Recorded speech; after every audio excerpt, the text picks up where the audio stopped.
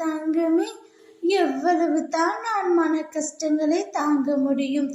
என் துன்பம் எப்பொழுதுதான் முடியும்? நான் எப்பொழுதுதான் சந்தோஷமாக இருப்பேன் என்று நீ என்னிடம் கேட்டாய் அல்லவா? என் கவலைகள் எப்பொழுதுதான் முடியும்? எப்பொழுதுதான் நான் சந்தோஷமாக இருப்பேன் என்று ஏங்கி காத்து கொண்டிருக்கின்றாய் அல்லவா? எங்கே தான் பிரச்சனை இல்லை? எல்லா இடங்களிலும் பிரச்சனை இருக்கின்றது.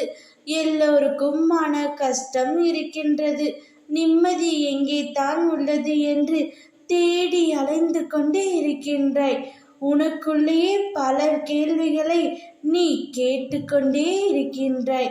எதனால் இத்தனை கஷ்டம்? நான் ஏதேனும் தவறு செய்து விட்டேனா? நான் ஏதேனும் பாவம் இழைத்து விட்டேனா என்று உன்னை நீயே கேட்டுக்கொள்கின்றாய். நான் யாருக்கும் எந்த துரோகமும் செய்யவில்லையே.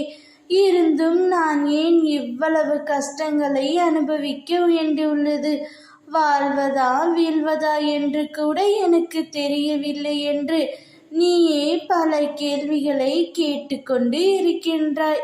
அடுத்தவர்களால் ஒருபோதும் நன்மை இல்லை என்பதை உணர்த்தவே அவர்களின் சுயரூபத்தை உனக்கு நான் வெளிப்படுத்தினேன். ஆனால் நீயோ வெகுளியாக இருந்து விட்டாய்.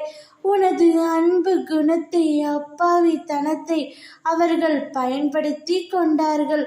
நம்பிக்கையும் நீ இழந்து விட்டாய். இப்பொழுது அந்த கெட்ட காலங்களை நினைத்து கூட பார்க்க வேண்டாம்.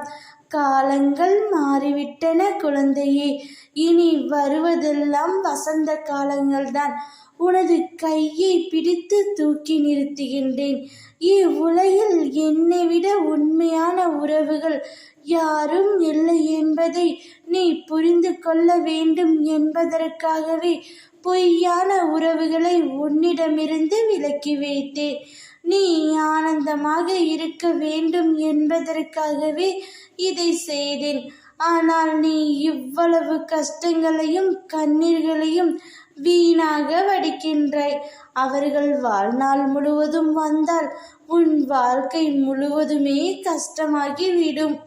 ஆனந்தம் மனம் மகிழ்ச்சியாக இருக்கும்போதுதானே வருகிறது.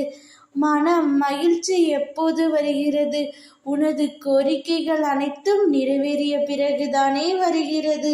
அதனால் உனது கோரிக்கைகள் அனைத்தையும் நிறைவேற்றி உன்னை ஆனந்தமாகவே வைத்துக்கொள்ளப் போகின்றேன். ஓம் சாய்ராம்.